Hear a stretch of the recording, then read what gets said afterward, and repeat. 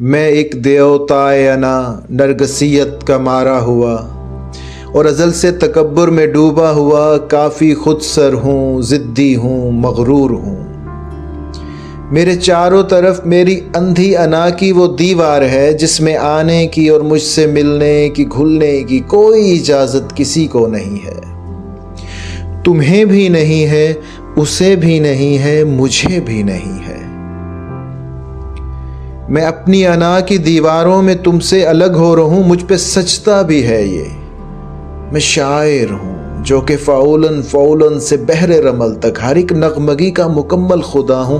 میں لفظوں کا آقا، تخیل کا خالق، میں سارے زمانے سے یکسر جدا ہوں۔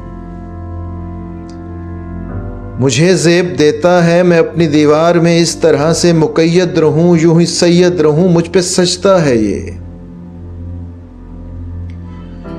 پر جو کل صبح تیری شبنمی سے تبسم میں لپٹی ہوئی ایک نظر بے نیازی سی مجھ پہ پڑی، تیری پہلی نظر سے میری جان جاں میری دیوار میں ایک گڑھا پڑ گیا۔ اور یہی نہیں، مجھ پہ وہی نظر جب دوبارہ پڑی، میری دیوار میں زلزلے آ گئے، میرے رخنے شگافوں میں ڈھلنے لگے، میرے اندر تلاتم، وہ آتش فشاں، وہ بگولے، وہ طوفان، وہ محشر بپا تھا کہ میں وہ کہ جس کے تحمل کی حکمت کی فہم و لطافت کی تمثیل شاید کہیں بھی نہیں تھی، سلگنے لگا اور اپنی حدت سے خود ہی پگھلنے لگا۔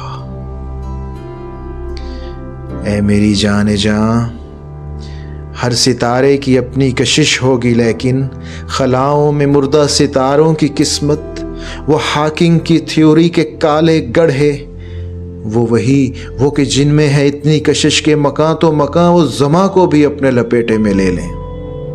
وہ ہاکنگ کی تھیوری کے کالے گڑھوں کی گریوٹی بھی تیری آنکھوں کی گہری کشش کے مقابل میں کچھ بھی نہیں، اور یہ تو فقط ایک دیوار تھی، اس کو گرنا ہی تھا۔ تیری نظروں سے ہاری ہے، بکھری پڑی ہے کہ دیوار کا ریزہ ریزہ تیری ایک نظر سے میری جاں اجڑا پڑا ہے۔ میں جو دیوتائے انا نرگسیت کا مارا ہوا، وہ جو خود سر تھا، ضدی تھا، مغرور تھا، جو فعولاً سے بحر رمل تک ہر ایک نغمگی کا مکمل خدا تھا، تیری ایک نظر سے اناؤں کے عرش معلیٰ سے سیدھا تیرے پاؤں میں آ کے بکھرا پڑا ہے۔